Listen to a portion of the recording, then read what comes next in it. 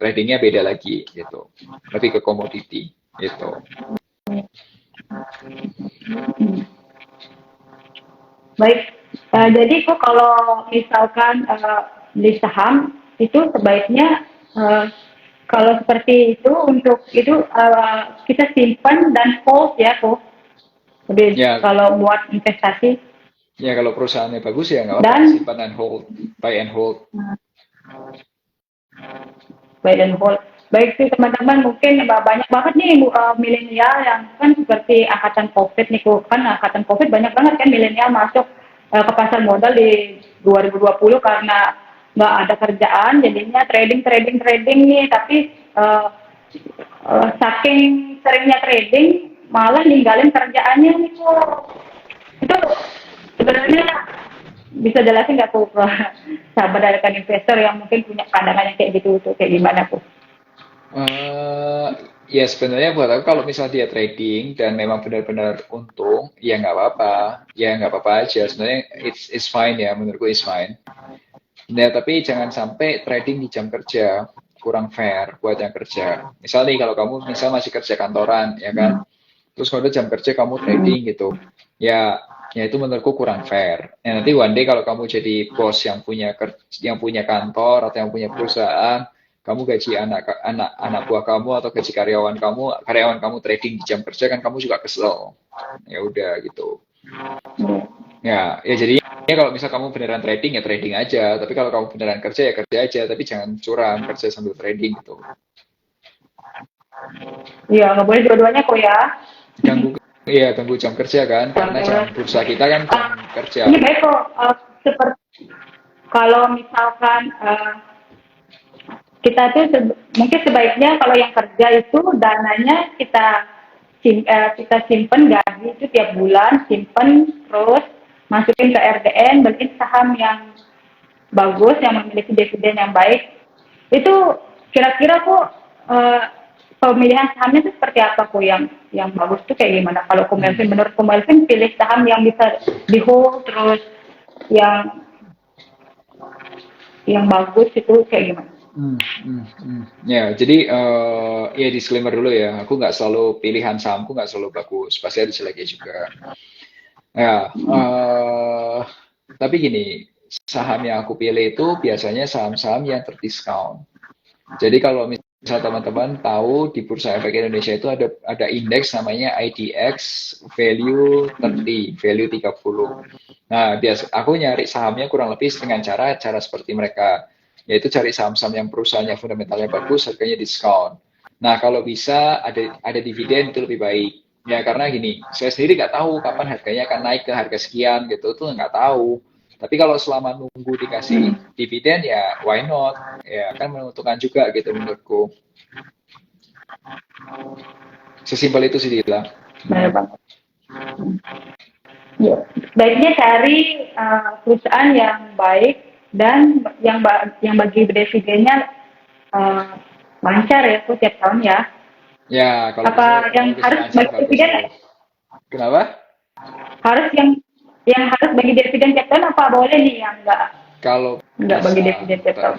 ya karena Oh, saham-saham yang bisa. kayak gitu kan sulit ya. Jadi kalau bisa ya itu bagus. Itu. Jadi diusahain kalau bisa seperti itu. Tuh, lumayan loh teman-teman.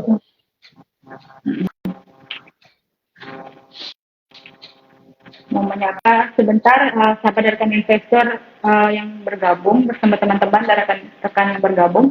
Uh, Apakah teman-teman dari rekan ini memiliki pertanyaan nih ke Pak Melvin tentang financial planner atau yang bingung gimana ngatur keuangan? Boleh nih langsung taruh di kolom chat ya yang pertanyaannya. Pak Melvin, ya, tentang aplikasinya ini finansialku ini bisa jelasin ya aplikasi apa nih Kum? Banyak yang nggak tahu dari sahabat rekan investor di Oh, SCB sorry sebelumnya. Itu finansial si itu. ya, jadi aplikasi kita kayaknya udah berhentiin sih bulan ini. Tadinya aplikasi itu untuk bantu ngerencanain keuangan, untuk bantu catat keuangan sama ngerencanain keuangan. Tapi fitur-fiturnya kita pindah ke website aja. Ya, karena mungkin untuk aplikasi kedepannya kita akan rubah yang berbeda ya.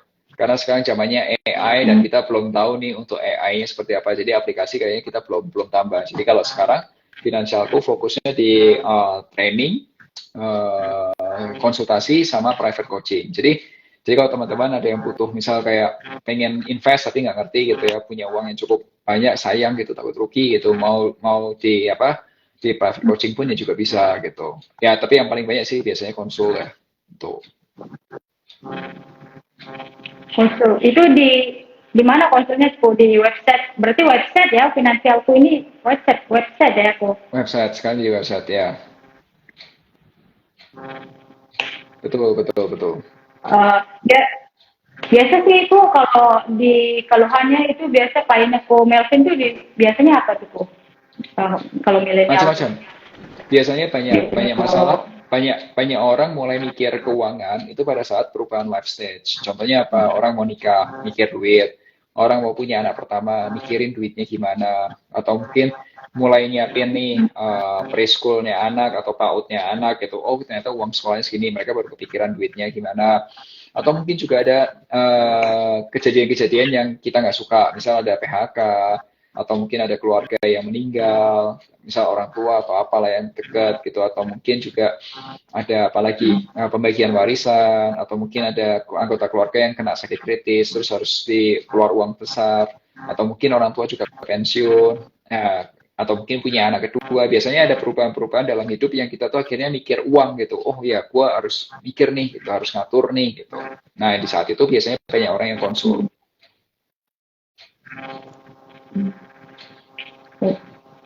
Biasanya ko kalau yang konsul itu tipenya itu seperti apa sih keuangan? Misalkan nih saya nih kok gaji 5 juta. Terus itu sebaiknya itu keuangan itu dipecah ya, pecah seperti apa pun kalau kalau di Jadi gini finansial tuh Dila, kalau misalkan kita dari klien. Heeh. justru ini bilang, jadi kalau ini kita akan yang nanya dulu, kalau kamu biasanya ngatur uangnya gimana? Terus kenapa? Kenapa kamu ngatur uangnya seperti itu? Kenapa? Bukan masalah benar atau salah, itu kenapa kamu punya pola seperti itu? Nah, setelah itu, saya kan bicara kondisi sekarang nih. Nah, kondisi yang akan datang, ke depannya kamu itu punya planning apa? Punya rencana mau beli apa? Kapan? Nah, bisa nggak dengan kondisi keuangan sekarang, itu tuh make sense nggak? Kamu bisa dapetin yang akan datang. Nah, kalau nggak make sense, ya dirubah. Caranya ngerubah gimana? Ya itu tergantung kondisi sekarang sama yang akan datangnya. Jadi, itu tuh tidak ada tuh rumusan. Kalau di kita tidak ada rumusan tuh berapa-berapa persen gitu, nggak ada. Tapi yang ada adalah, ya udah plannya sekarang kondisinya apa, mau kemana, kalau udah baru dihitung nih. Oke, berarti kamu harus melakukan apa? Mungkin bisa jadi kamu harus nambah income, bisa jadi, atau mungkin kamu bisa berhemat sekian, porsi investasinya digedein gitu, ya macam-macam gitu, it depends atau tergantung kondisinya kamu tuh. Baik, kok ini ada satu pertanyaan nih dari Kak Jack.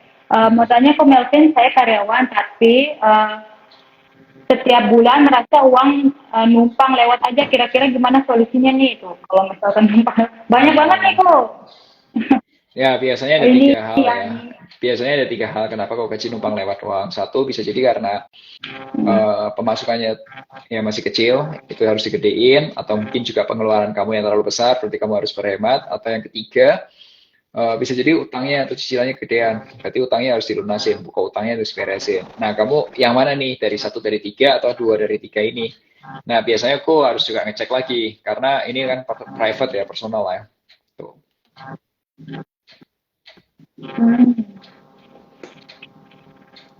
nah itu ya Kak Jack masukan dari komorbid tadi sudah disebutin. Itu aku Hmm. kalau milenial mau beli rumah dengan gaji 5 juta itu gimana tuh? Mau caranya itu seperti apa tuh kalau misalkan model yang kayak gitu?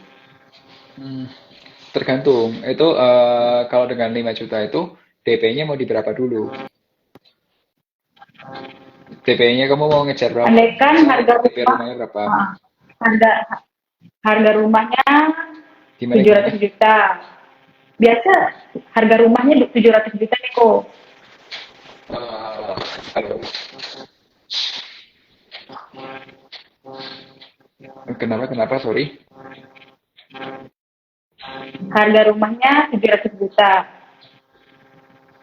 Harga rumah 700 Oke, itu juta, terus gaji kan 5 juta per bulan. hmm. Nah, itu dari 300 juta itu Nah, itu berapa? Misal 60 juta gitu ya. Apa namanya DP-nya? Ya, ya, kalau DP-nya 60 juta masih possible aja. Jadi dari gaji yang 5 juta itu kamu bisa invest 2,5 juta selama beberapa bulan ya masih bisa aja. Nah, itu. Ya kalau enggak nanti kalau misal kamu ya itu bisa dihitung. Coba aja gini deh. Untuk simulasinya kamu ke websitenya aja finansialku.com. Di bagian yang bawah itu tuh ada simulasi untuk beli rumah. Kamu hitung-hitung aja gitu. Nah, nanti kalau misal pun ada pertanyaan, itu kamu bisa hitung-hitung tuh kayak possible nggak? Kalau menurutku itu possible, karena aku barusan cobain harusnya bisa. Nah, kalau bisa, kalau misal itu, habis itu DM aja ke aku. Kalau misal kamu mau nanya-nanya, nanya aja ke aku gitu. biasanya kalau uang ditabung tuh kan kok kalau taruh di tabungan tuh kan kadang-kadang pasti nih ke godaan tuh berat banget. Baiknya uang tuh ditabung ditaruh di mana tuh uangnya tuh kok biar nggak tergoda buat kita pakai yang Ya udah, yang baik ya baiknya udah, taruh dananya untuk di sini. ya udah di invest aja, beliin aja yang lebih bagus gitu daripada ditabung doang. Ya tabungan secukupnya lah ya buat dana darurat, buat jaga-jaga. Tapi selebihnya ya diinvest aja, dibeliin yang lain, beliin perusahaan, saham, reksadana atau apa gitu. Yang saham berarti kok ya lebih ke saham atau reksadana ya Ya dibelanjakan ya kok. diinvestasiin aja kan ada bedanya kan. Kalau misal kita orang nabung di rekening ya paling dapatnya berapa. Karena rekening memang tidak didesain untuk investasi kan. Investasi apa ya investasi produk-produk investasi itu. Hmm. Oke, pasti kok masukannya. Kok ini uh, salah satu pertanyaan juga. Sekarang ini kan sangat banyak informasi di medsos atau influencer mengenai tips-tips jadi kaya dan sukses sehingga kadang-kadang tuh menjadi FOMO nih. Sebenarnya bagaimana sih kita menyikapinya kok? Ya, jadi jangan dibawa hati aja kalau misalnya ada orang yang memang lagi ya kalau ada orang yang berbagi ilmu, berbagi motivasi, anggap aja positive things. Jadi kita itu untuk memotivasi kita, tapi kita nggak usah sampai apa bawa hati, emosi atau gimana gitu. Ya sudah lah. Kalau misalnya kami nggak suka ya udah tinggal di like terus skip gitu kan. Jadi nggak usah pusing.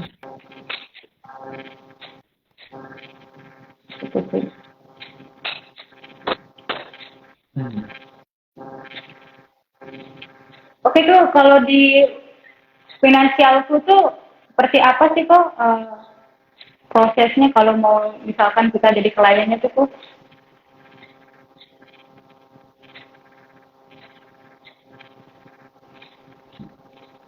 Hmm, it's good question. Ya, jadi pertama-tama kita akan cek dulu kondisi keuangannya seperti apa. Namanya financial check up. Nah, dari financial check up itu ketahuan tuh, oh kondisi keuangan tuh yang nggak sehat tuh apa. Nah, kalau yang nggak sehat, disehatin dulu, dibenerin dulu. Misal nih, apakah di utangnya, apakah di investasinya, apakah di proteksinya, apakah di asetnya, atau dan lain sebagainya lah. Pokoknya dicek dulu nih kondisi keuangannya sehat atau enggak. Nah, kalau belum sehat ya disehatin, kalau sudah sehat ya udah fokus aja di investasi. Nah, investasinya apa? Baru nanti bisa sesuai apa kebutuhan kamu. Jadi kalau menurutku investasi itu alat aja untuk nyampe ke tujuannya kamu apa. Jadi tujuan kamu jelasin dulu, baru milih alatnya mau invest apa gitu. Biasanya tuh kalau sudah jadi klien tuh pilihannya produk investasinya dipilihkan ya kok. Itu di Kita kita misalkan bantu kalau di saham advice, di kita bantu advice, kita stock bantu pick gitu advice. ada stock pick. Kita nggak kenal topik sih, karena teknisnya bukan seperti itu sih. Teknisnya bukan kayak topik. Jadi gini teman-teman, aku jelasin ya. Kalau misal kalian pakai topik, ya kan, kamu trade gitu, kamu megang gitu, itu nggak akan terkontrol. Karena apa? Kalau cuma aku bagi stok pick, itu mungkin sehari bisa, atau mungkin dalam seminggu bisa ada 10 gitu. Kalau kamu ambilnya 5 dari 10, ternyata 5-nya lagi yang nggak bagus gimana? Kalau mau beneran sukses, jangan pakai stok pick. Pilih nih. Gak ada orang sukses dalam topik, pilih nih. Tuh. Jadi Benar banget. cara pakainya. Lebih baik belajar. Jadi kalau di finansialku ada gitu ya kok. Ada pelajar ya. Buat Ada, belajar gitu. ada, tapi bukan modelnya bukan di stock pick ketika di stock pick. Stock pick nggak akan bikin kamu kaya. Pilih nih. Ya, makanya group trading akan ada keluar masuk karena ada itu. Ya nggak akan bikin sukses. Kalau di finansialku itu kelasnya belajarnya apa kok? Kalau misalkan mau belajar Ya, di belajarnya ya finansial keuangan itu lah. kelas apa ya?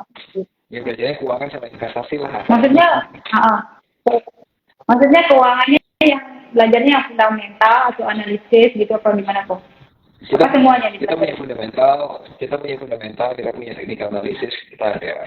Jadi nggak nggak satu harus yang paling bagus nggak. Ya namanya ilmu ya teman-teman ya. Semakin banyak ilmunya teman-teman bisa lihat dari sudut pandang yang banyak berbeda lah.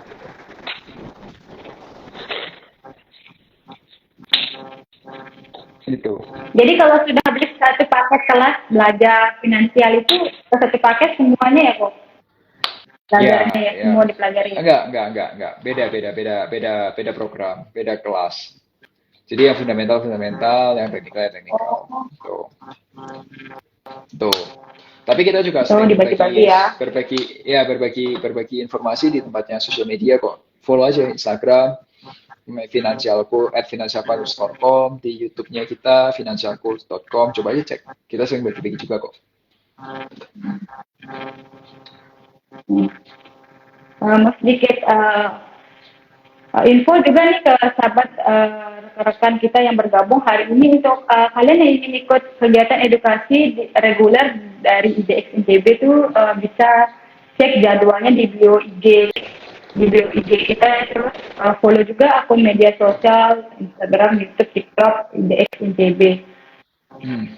Komelsen untuk aplikasi aplikasi untuk finansialku ini apa aja keunggulannya nih kok yang ada nih buat Kenapa? yang Kenapa? mungkin Sorry. mau tahu keunggulan dari finansialku ini apa nih kok? Oh, ya kita udah cukup lama pegang klien juga udah banyak ya, udah nggak cuma 100-200, kita juga lebih dari itu. Pengalaman kita juga udah lama di industri ya, dan kita juga satu terdaftar di OJK, terus juga kita coba aja cek di tempatnya website dan lain sebagainya. Ya kita udah punya pengalaman lah untuk bantu klien-klien kita. Kita udah dipercaya lebih dari berapa ya? Udah puluhan, udah ribuan mungkin ya, ribuan klien gitu ya untuk konsultasi. Itu. Oke, oke Dila. Biasanya kalau sama kliennya itu gimana kok? Enggak, silakan. Biasanya kalau sama kliennya itu kebanyakan dari mana kok? Umur Kebanyakan dari mana? berapa tuh Maksudnya? biasa klien-klien? Maksudnya Ya, kalangannya. ya, yang jelas yang pegang duit ya, karena yang pegang duit berapa ya, misal nih anak orang-orang di usia, misal nih ya, yang sudah mulai bekerja, biasanya mereka sudah mulai kerja kurang lebih 2 tahun 3 tahun, udah mau mikir, mulai nikah dan lain sebagainya. Nah itu baru mulai. Jadi yang klienku itu adalah orang-orang yang life stage-nya itu akan ada life stage yang baru lagi, misal mau nikah, mau punya anak dan lain sebagainya. Jadi ya kalau ditanya nih usianya usia berapa, sebenarnya generasinya generasi Y, kelahiran tahun 1990 ke 1996. Nah kalau 1996 tuh kalau nggak salah berarti sekarang usia berapa sih, 27 ya, mungkin 27 28 tahun. Nah kalau di usia yang 19 yang kelahiran 1980 berarti di usia 40-an tahun gitu.